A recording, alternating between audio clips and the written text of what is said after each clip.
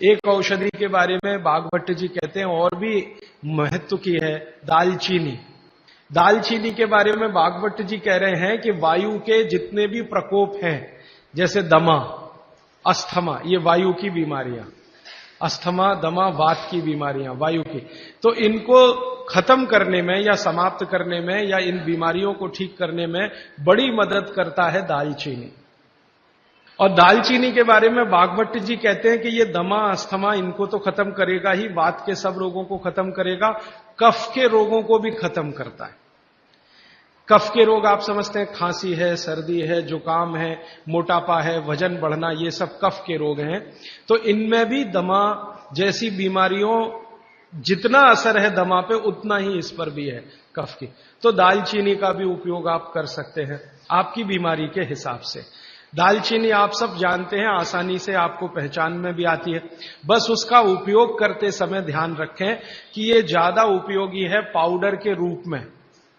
कई बार मैंने देखा भोजन बनाते समय हम दालचीनी का पत्ता डाल देते हैं या उसकी वो जो छाल जैसी है वो डाल, वो उतना उपयोग नहीं आता जितना पाउडर करके वो उपयोग में आता है।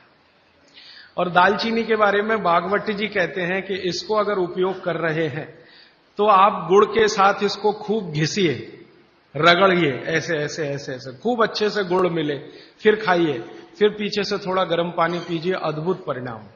और अगर आप शहद ले सकते हैं तो शहद के साथ तो इसका मर्दन, मर्दन एक शब्द उन्होंने इस्तेमाल किया, मर्दन माने घिसना, रगड़ना। तो वो कहते हैं कि खूब रगड़ करके, मर्दन करके शहद में ऐसे ऐसे ऐसे ऐसे 5-7 मिनट, फिर चाटिए और थोड़ा हल्का गुनगुना पानी पीजिए, तो आपके शरीर के कम से कम तो 50 रोग ये अकेला दालचीनी खत्म कर देगा, कम से कम 50। कफ के रोग और वात के रोग।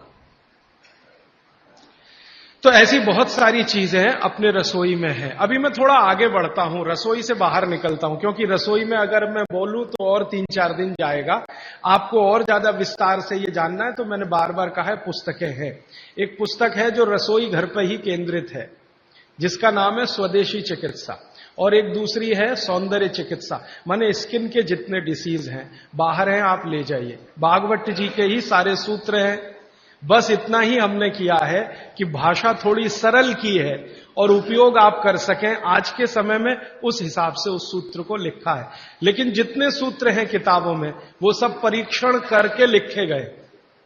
6-7 साल हमने खूब परीक्षण किया है, परिणाम मिले हैं तभी उनको लिखा है, ताकि किसी को फायदा तो हम दें, अच्छा है, नुकसान किसी का ना हो हमारे कहने और करने से।